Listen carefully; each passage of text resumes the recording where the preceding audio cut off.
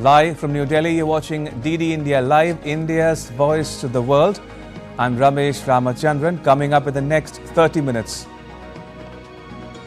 Election fever grips India. Prime Minister Narendra Modi campaigns in Karnataka. Third phase of polling to be held on 7th of May. US Secretary of State Antony Blinken meets Saudi Arabia's Foreign Minister in Riyadh, discusses Israel-Hamas ceasefire negotiations and release of hostages. And G7 holds climate talks in Italy to firm up a target date for phasing out coal from power generation.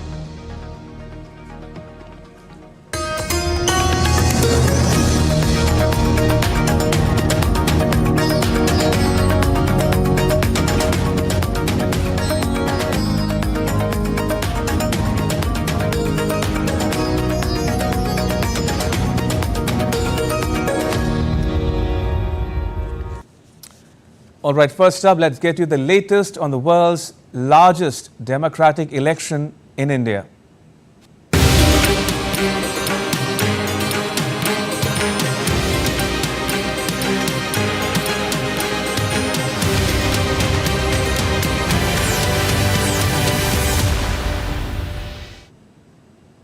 Now, campaigning for the third phase of India's election gains momentum.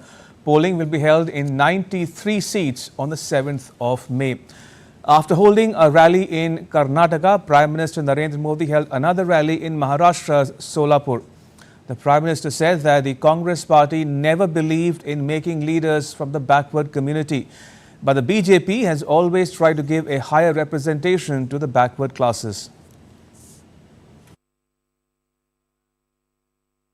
ये लोग इन दिनों सत्ता हथियाने के लिए देश तो बंटवारे करते ही रहे हैं। अब एक नया फॉर्मूला लाए हैं। ये फॉर्मूला लाए हैं 5 साल में 5 पीएम, हर वर्ष 1 पीएम। वो जितना खजाना लूटना है लूटेगा, फिर दूसरे साल दूसरा पीएम, फिर वो लूट करेगा, तीसरे साल तीसरा पीएम, चौथे साल चौथा पीएम, 5वें साल 5वां पीएम। क्यों भाई? और यहां नकली शिवसेना वाले क्या कहते हैं मालूम है? ये नकली शिवसेना वाले तो कह रहे हैं कि उनके यहां तो पार्टी में पीएम पद के लिए ढेर सारे लोग हैं, और उनके एक बड़बोले नेता ने तो कह दिया हम 1 साल में 4 पीएम बनाए तो उसमें भी क्या जाता है। आप मुझे बताइए, 5 साल 5 पीएम जैसे फॉर्मूला से इतना बड़ा देश चल सकता है क्या? The Prime Minister held another rally in Maharashtra's Satara. He said that the government fulfilled the guarantee of one rank, one pension, and $12 billion were being given to the former military personnel.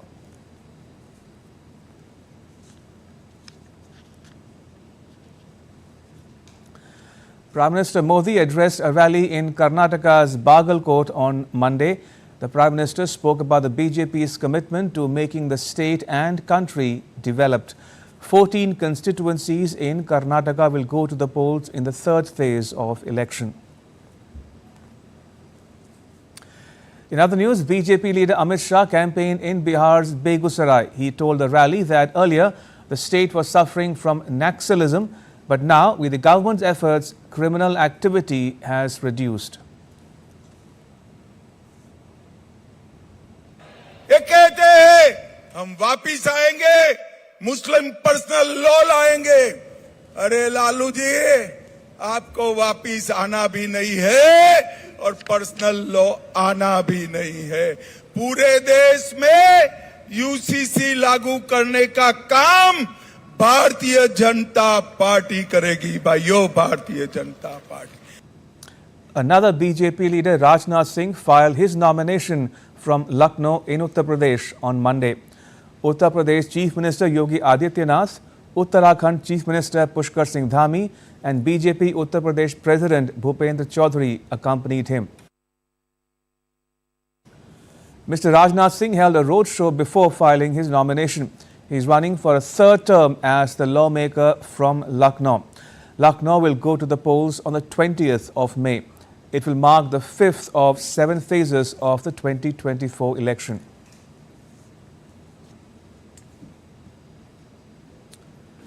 BJP leader Smriti Irani filed her nomination from Uttar Pradesh's Amethi. Madhya Pradesh Chief Minister Mohan Yadav was present on the occasion. Irani held a roadshow earlier in the day. Amethi will vote in the fifth phase of election on 20th May. Congress leader Rahul Gandhi addressed a rally in Gujarat's Patan. 25 seats in the state will go to the polls in the third phase. He told the rally that it's a fight between two ideologies. National Conference Chief Farooq Abdullah held a roadshow at Srinagar in Jammu and Kashmir. Polling for the Srinagar constituency will be held in the fourth phase of election on 13th May.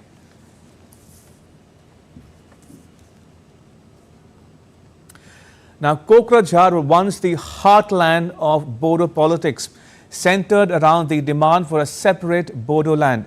But times have changed. As Kokrajhar goes to the polls on 7th of May, peace and development replaces separatist demands, heralding a new dawn for the region. Tapas Bhattacharya has more. In Assam, gone are the days of militancy. A new dawn has risen. Kokrajhar, once synonymous with the demands for a separate state, now stands at the crossroads of peace and progress. The winds of change sweep through the landscape, erasing graffiti of division and discord. This time people are voting for a peaceful Bitia. People are voting for a developed Bitia. Right now there is a lot of peace here. There has been a lot of development here. New schemes and projects have come here. Now the election environment is going on, and during this period the issues people are facing are unemployment and inflation. People will vote for those who eradicate unemployment and inflation and will bring development. The issue of development is more important here. Every person wants development here. All parties, including the prominent United People's Party Liberal, with the support of their allies, the BJP and Bodoland People's Front, promise a future where Kokrajhar shines as a beacon of growth at par with any developed region. There has not been a single incident here in the last 3 years. The public here wants peace and security. That's why the leader who has brought peace and security here is the one that people here will vote for. Gone are the days of separatist fervour. Now the clarion call is for peace, progress and prosperity. Kokrajhar constituency mirrors the intricacies of Indian democracy, marked by its distinct population mix, past voting trends and evolving dynamics. As Kokrajhar prepares for the elections, the agenda is clear: to pave the way for a brighter tomorrow. As people cast their votes, they do so with the hope in their hearts, knowing that the future of Kokrajhar lies not in division but in unity and growth. For Kokrajhar, the journey towards a new horizon has only just begun. With camera person Naveen, this is Tapas Bhattacharya for DD India from Kokrajhar, Assam. India's External Affairs Minister Dr. S. Jaishankar attended a public event at Delhi University's Kirori Mal College on Monday to talk about his book, Why Bharat Matters. He spoke about his vision for India and the need to maximize the nation's external connections.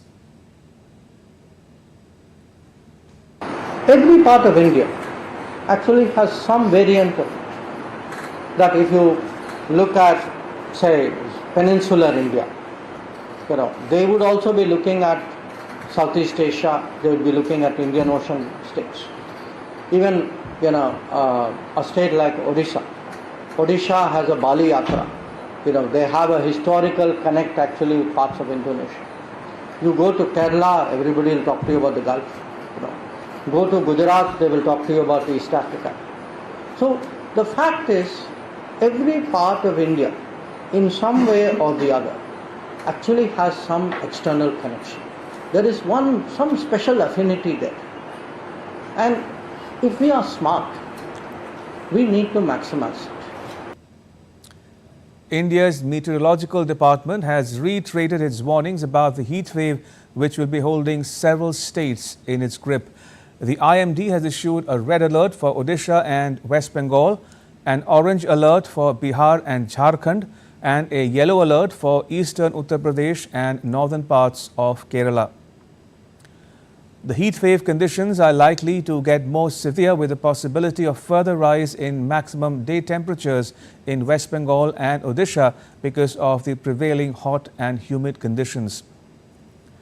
Residents of Delhi NCR got a little respite from the scorching heat after Friday's spell of rainfall brought down the maximum temperature, but the IMD has further predicted that the maximum temperature will cross the 40 degrees Celsius mark again by Monday.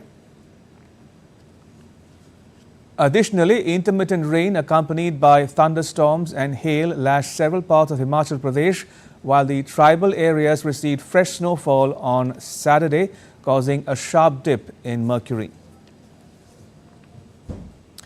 Right now, take a look at some more stories making news in India. In back-to-back anti-narco operations, the Indian Coast Guard ship jointly with ATS Gujarat apprehended a fishing boat with 173 kg of narcotics and 2 perpetrators at sea.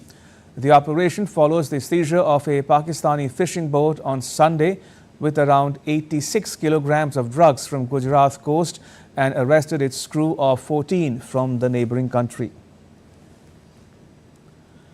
Incessant rainfall has led to flash floods in several areas of India's Jammu and Kashmir, with the northern regions experiencing flood-like conditions as several houses got submerged in water and roads were flooded.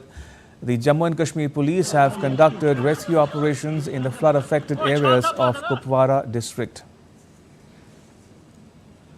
A forest fire has been sweeping Uttarakhand's Nainital since the past week.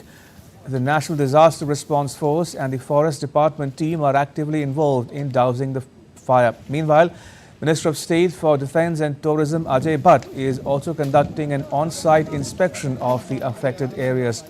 A case has been registered against 11 people so far. And still to come on DD India Live.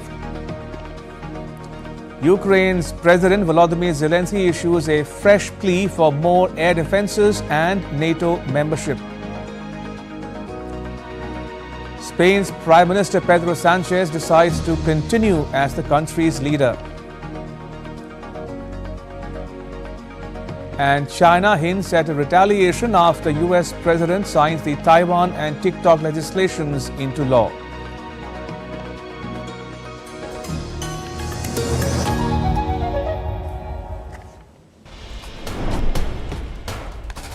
Wherever news breaks, whatever it takes. Connecting corners, cutting across continents. Stories that matter from across the globe. Accurate, authentic journalism that serves you right.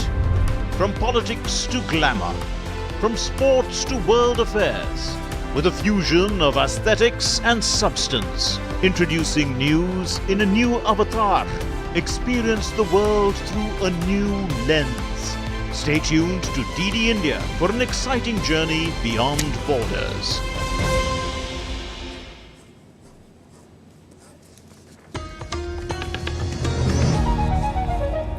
You're watching DD India Live. I'm Ramesh Ramachandran. The Gulf Cooperation Council has called for an immediate and permanent ceasefire in Gaza at the opening of a US GCC meeting in Riyadh on Monday. The GCC further called for ensuring access to all humanitarian and relief assistance and basic needs of Gaza residents. We reaffirm the position of the Gulf Cooperation Council, calling for an immediate and sustainable ceasefire and the cessation of Israeli military operations throughout Gaza, including Rafah, and ensuring access to all humanitarian and relief assistance and the basic needs of Gaza residents. Earlier, speaking at this meeting, U.S. Secretary of State Antony Blinken said the most effective way to tackle humanitarian crisis is to reach a ceasefire. We have seen measurable progress in the last few weeks, including the opening of new crossings, increased volume of aid delivery to Gaza and within Gaza, and the building of the U.S. Maritime Corridor, which will open in the coming weeks. But it is not enough. The most effective way to address the humanitarian crisis in Gaza, to alleviate the suffering of children, women and men, and to create space for a more just and durable solution is to get a ceasefire and hostages home.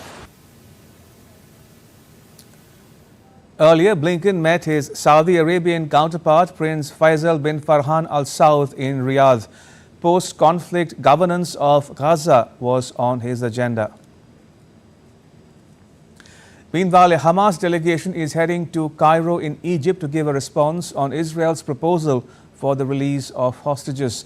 Egypt's Foreign Minister Sameh al-Shukri said on Monday that he was hopeful of a proposal for a truce and hostage release, but that it was waiting for a response on the proposal from Israel and Hamas. Shukri was speaking on a panel in Riyadh with Jordan's Foreign Minister Ayman al-Safadi, who said that the conflict in Gaza had turned Israel into a pariah state. U.S. Secretary of State Antony Blinken also urged Hamas to swiftly accept Israel's latest and extraordinarily generous proposal for a Gaza truce to secure a release of hostages amid a diplomatic drive to end the conflict. We strongly support Israel in its effort to ensure that what happened on October 7th never happens again. But at the same time, we are determined to do everything we can to bring an end to the terrible human suffering that we're seeing every single day in Gaza among children, women, men who've been caught in a terrible crossfire of Hamas's making. And so maximizing protection of civilians, maximizing the support that gets to them, this is very much our focus. Now, the quickest way to bring this to an end is to get to a ceasefire and the release of hostages. And DD India's Sarah Coates has more from Tel Aviv. We do know that a Hamas delegation is now in Cairo speaking to senior Egyptian officials about this latest proposal. Now, I'll give you some of what is being reported about this latest proposal. It would see the release of some 33 Israeli hostages in the humanitarian category, that is, women, men over the age of 50, the injured and also children. Now, previously, Israel said it would only have 40 people released. It's now brought that number back down, given that Israeli intelligence believes that there are only 33 people left in that category. Now, as part of these people being released, Israel would then release quite a large number, still that exact number unknown, of Palestinian prisoners, some of which are serving time for murder. Now, also this proposal, which Secretary of State Blinken is calling extraordinarily generous, would see the Israeli forces withdraw from a corridor that they have built, which actually splits the Gaza Strip in two, as well as allowing people back up into the northern part of the Gaza Strip, including men of fighting age. So certainly all eyes really will be on Cairo over the next few days. We do know that the Egyptians have invited an Israeli delegation also there to take part in these indirect meetings with Hamas. But certainly there is a lot of hope being pinned on this latest deal, especially, of course, by the families of these hostages. And as I said, really intense diplomacy right around the region amid widespread fear that if a ceasefire isn't put in place and if these hostages are not released, then the Israelis will go down into Rafah, and this could cause an even greater spillover. A food aid organization called the World Central Kitchen is resuming its operations in Gaza. It's expressed a keenness for getting as much food into Gaza, including northern Gaza, as possible. It said that 276 trucks were waiting to enter via the Rafah crossing. It was also exploring a maritime corridor to deliver aid. Moving on, in other news, Russia has said that its forces have taken control of Semenivka, a village in Ukraine's Donetsk region, on Monday after a series of recent territorial gains. Earlier on Sunday, the Russian Defense Ministry had announced the capture of another village, Novobakhmutivka, close to the Okeretne town in Ukraine. This village was a focal point of the fighting in recent days. Ukraine's President Volodymyr Zelensky's recent plea to the international community has called for swift action in delivering crucial air defense systems and kick-starting formal discussions for Ukraine's accession to the European Union and NATO. Following the recent approval by U.S. Congress of a $61 billion aid package and the conflict escalating in Ukraine's eastern region, Zelensky has repeatedly pleaded for further air defense systems, particularly the Patriot system from the United States. In my conversation with Mr. Jeffries, I underscored that Patriot systems are needed and as soon as possible. Also, our teams, Ukraine and the United States, are currently working on a bilateral security agreement. We are already working on a specific text. Our goal is to make this agreement the strongest of all. We are discussing the specific foundations of our security and cooperation. We're also working on establishing specific levels of support for this year and for the next 10 years. The United Arab Emirates and Ukraine have completed negotiations for a bilateral trade deal on Monday ahead of its formal signing. As per a joint statement, the Comprehensive Economic Partnership Agreement will reduce tariffs on a range of goods and products, remove trade barriers, and ease market access to exporters from both sides. The agreement will also support Ukraine's recovery and rebuilding of key industries and infrastructure because of its conflict with Russia. The Gulf states started negotiations for a trade agreement with Ukraine at the end of 2022. Spain's Prime Minister Pedro Sanchez announced on Monday that he will continue to serve as the country's leader. His decision comes days after the Spanish leader had abruptly announced that he was considering resigning from office after a Madrid court opened a probe into allegations of influence peddling and corruption by his wife Begoña Gómez. Spanish Prime Minister reiterated his wife's innocence and accused opposition leaders of spreading misinformation against his wife. I have decided to continue as Prime Minister, to go on, if possible even stronger, as the Prime Minister of Spain's government. This decision doesn't mean business as usual. Things are going to be different, and I can guarantee that. That is why I assume in front of you my commitment to work without rest, firmly and with serenity for the pending regeneration of our democracy, as well as for the progress and to consolidate rights and freedoms. I assume the decision to lead the Spanish government with even greater strength. A two-day G7 ministers meeting on climate, energy and environment began at Turin in Italy on Monday. Italy, which heads the G7 rotating presidency this year, is pushing for an agreement among the 7 wealthy nations to set a target date for the phase-out of coal in power generation.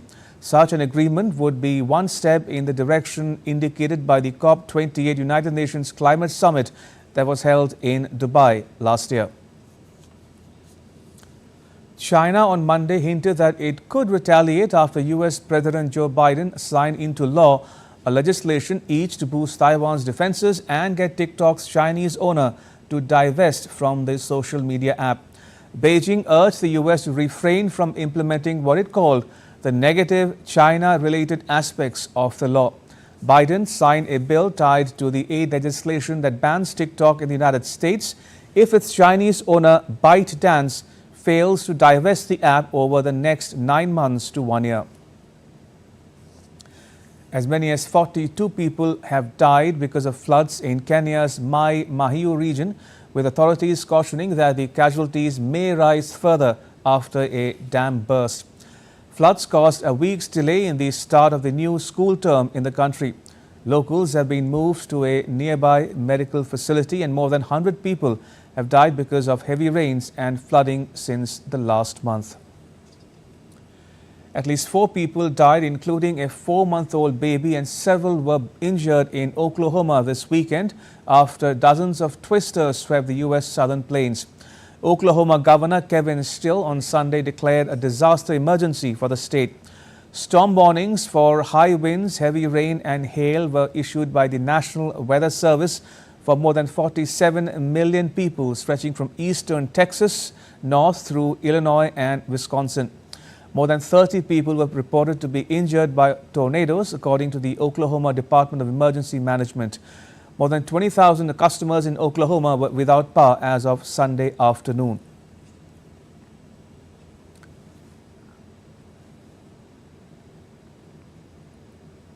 The Philippines has shut schools and warned of overloading on its power grid as authorities across Southeast Asia have issued a series of health alerts for a deadly heat wave. The state weather agency forecasts temperatures in the capital could reach 37 degrees Celsius in the next 3 days. The nation's ongoing heat wave has severely impacted the earnings of small businesses. The state weather agency said the heat index is expected to remain at a record 45 degrees Celsius, which can trigger heat strokes because of prolonged exposure. As Pakistan continues to battle a crippling economy, Prime Minister Shehbaz Sharif, discussed a new bailout package on Sunday with the International Monetary Fund chief Kristalina Georgieva on the sidelines of the World Economic Forum special meeting in Riyadh. Pakistan is seeking a new, larger, long-term extended fund facility agreement with the fund after a current $3 billion standby arrangement expires this month. The IMF Executive Board is meeting on Monday to discuss the approval of $1.1 billion of funding for Pakistan, which is the second and last tranche of the standby arrangement. If secured, it would be Pakistan's 24th IMF bailout. The Olympic flame passed through the majestic Corinth Canal on board the three-masted ship Belém on its way to France for the Paris 24 Olympics. Paris Games organizers had received the flame on the 26th of April in a ceremony at Athens' Panathinaikos Stadium, which is the site of the first modern Olympics in 1896.